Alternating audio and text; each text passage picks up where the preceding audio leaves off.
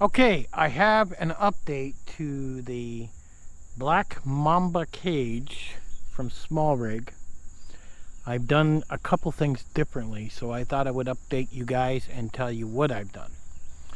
Now, originally in my first video, I had this handle on this side and I had my leather handle on that side. So I've had to switch that. And the reason I've had to switch it is because I went and ordered this thing here. And this has two screws. It runs a HDMI into my camera here. Okay? A little cord. And then this is ran by a USB. Now what this does is it gives my mini HDMI no stress. You're not pulling it out, pulling it in, pulling it out, pull it in, where you're doing it with the USB cable, which in turn goes up here, which goes into the Ninja here. So, by adding this here, I had to move the handle. The handle could not go there, and there just wasn't any more room. Now, I had a choice between having the handle and having that to protect my HDMI.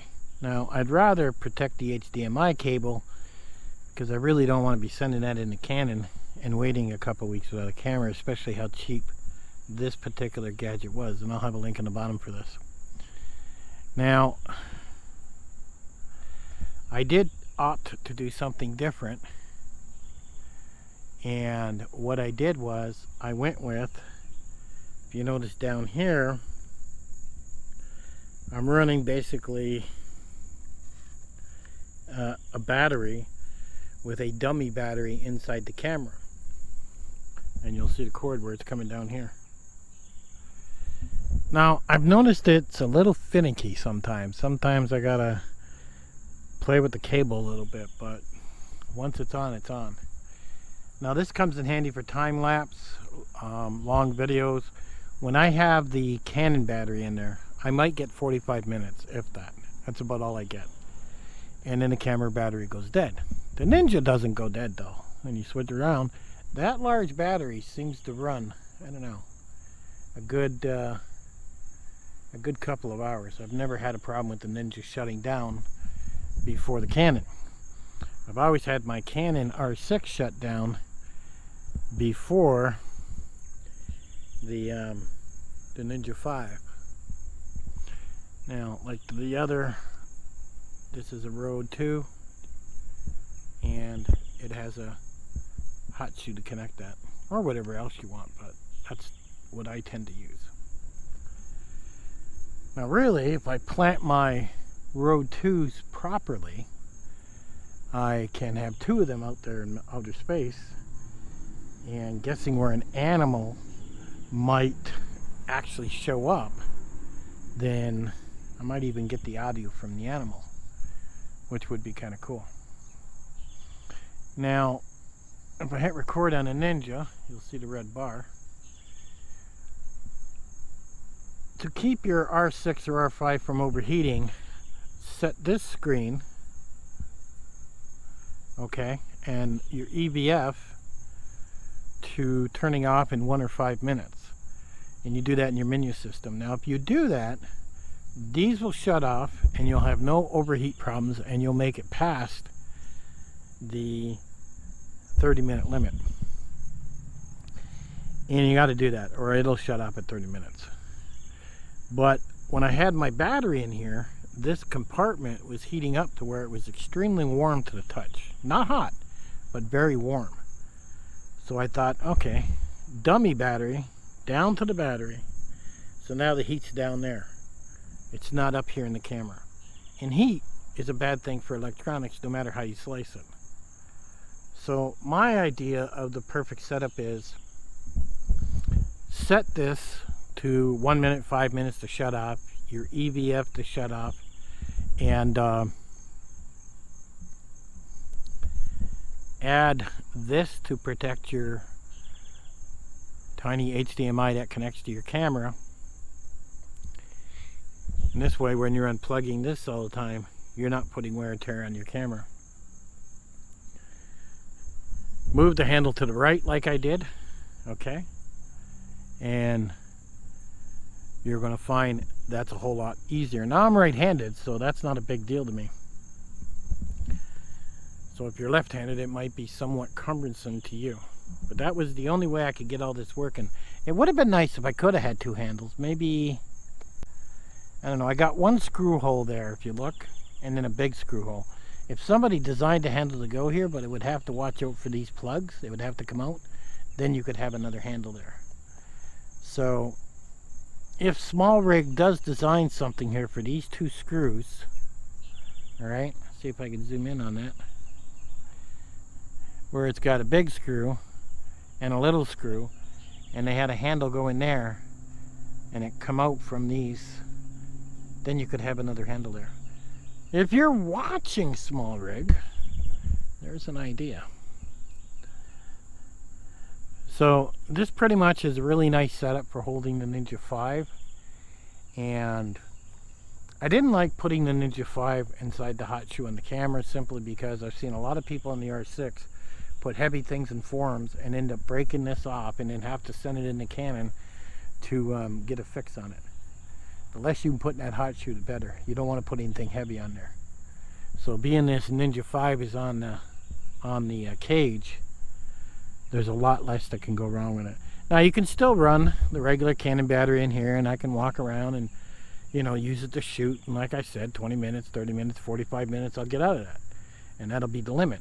But by putting a dummy battery in the bottom, I could be sitting in my blind, for example, and I could just have all this on the way it is and sitting there. You know, I don't have to sit and wait to turn anything on. And then, you know, let's say it's all running for a good hour and a half before something comes out. Well, now I'm not going to be sitting there and missing video on what I'm trying to shoot. And at the same time, I can take my shots. Now, one secret to remember about this that I've found out, you want to, okay, you want to turn the Ninja 5 on first and give that, you know, 30 seconds or whatever to boot up and get it, let it all settle in. Then come down to your Canon R6 or R5 and then turn this on. And the two of them will work beautiful. Now, if you turn the Canon on first, then you go up and turn the Ninja on, I've noticed sometimes they don't connect. Sometimes they will. But I've noticed the R6 does not connect. But if I do it by Ninja first, then camera, then it connects perfectly with no issues. So that's awesome. So this is an update, and I made this update just to protect that cable like I was trying to tell you guys. So, and I went with a Small Rig HDMI cable. So actually everything I'm running here except for the Rode is Small Rig, and the Rode cable, I actually had the original one it came with. I liked it because it was kind of stiff, but it ended up getting a broken wire inside, and the connection wasn't that great, so I had to go pick up another one for $8. And that's the problem with cables. You'll notice is that the more cables you start running, the more chance of something can break in between. So you kind of want really good cables. Now, I'll have a link in the bottom for the black Mamba cage, just like I did with my other video. I'll even link the other videos so you can compare the two. And this is the cage here, in case this is the first time you're seeing this video on the black Mamba, and compared to the changes I made here. So I'm pretty happy with this. I really am. So I think I'm complete. I won't be spending any more money unless, of course, Small Rig ends up making a handle to go inside, you know, those two screw holes over there. Then I would buy the handle. But other than that, everything's looking pretty good. I may buy a different connection. Like this one goes into a hot shoe is what it does. And they do have the round one here. I may buy that one and see which one I like better. I'm really not sure. So overall, with the Mamba black cage, I tend to pick it up from the handle a lot. I haven't really used the wooden handle that much every now and then. So, and that's the thing. Everybody's different. Everybody's a different shooter. Everybody's a different photographer. I mean, you may use that handle like it's your best friend. You never know, and if you don't have it, you don't know, right? So when I get out more into my blind and I get all this now going, we're going to see how it all goes. We're pretty hot here in Tennessee. We're sitting like in the hundreds. It's just really uncomfortable, even for the animals. I mean, I've got water out in 4 different places in my yard here, and I've got raccoons coming out. I'm feeding them chicken, whatever leftovers I got. I've got them coming out from everywhere. Groundhogs. It's just unbelievable how hot it is. And they're not even really running away to hide. The one day the groundhog was laying out in my yard, basically on his back. He looked right at me and he just went, "Too hot, I'm not running." I just thought that was hilarious. You know, today when I cut the grass, or yesterday when we cut the grass, I ended up finding a box turtle inside a hole. It looked like he got stuck in one of the holes.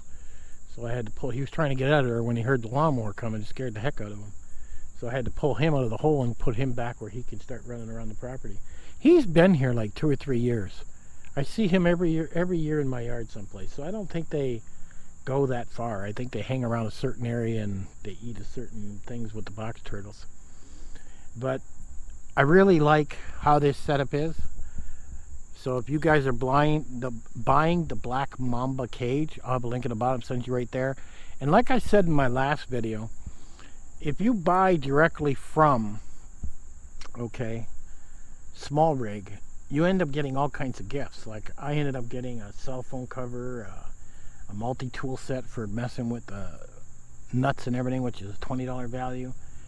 They send you all kinds of little gifts because you're going to be waiting 2.5 weeks because it's coming from China. And but if you order on Amazon, you're just getting what you buy because you get it in a couple days. You're not getting anything extra. And I paid like $250 by the time I had my coupons and everything in order. And that's with the handle. That was with the cage. And it did come with something here to protect your cables. But I could never get my cables in there because it was just too tight. So I don't know what that's about. But this is a much better setup. Is what it is. And this was suggested to me from a guy on the forums. He said you should really invest in one of those. He told me. We didn't chat much. He just said you should buy that and really think about putting that on your camera. And I thought, I'm just going to take the guy's advice and go buy it. It's really not that much money. And when I put it on here, I was like, I'm so glad I did. He was 100% correct. That HDMI port is going to be protected now. So I thought that was a really great idea. That he actually suggested that. So this is my final build of the black Mamba cage, and it's going to run a dummy battery, you know, with that on my tripod. And that's everything that I need to complete this for shooting video of wildlife, to taking pictures, to doing time lapse. Cools off here in a bit. I might run down to the highway and set up a time lapse to one day and get all this going, and get you some video of that and show you how that looks. And I'll take something really long, like, you know, I'll do like a 3 or 4 hour time lapse, and we'll see how this works out with this setup, especially with that battery. I can buy another thing that connects to my Ninja 5 that'll also run to an external battery. I don't think I need that, but we'll have to see, and what I use the camera for and what happens to it. So there's a look at the black Mamba. I'll have a link to the other video so you can see what I did with that setup. So that way you can compare both and have a look. And like I said, all this stuff that I've kicked up here is basically in the description. You want to go pick it up. And like I also said, go to the Small Rig website and I'll have a link directly to the black Mamba cage that you can pick up directly. And it will be far more bang for your buck than getting it off Amazon. So, at any rate, if you're running Ninja 5 and you're looking for a cage and you're looking to get everything set up, this might just be the look you want. And I'll catch you guys on the next one.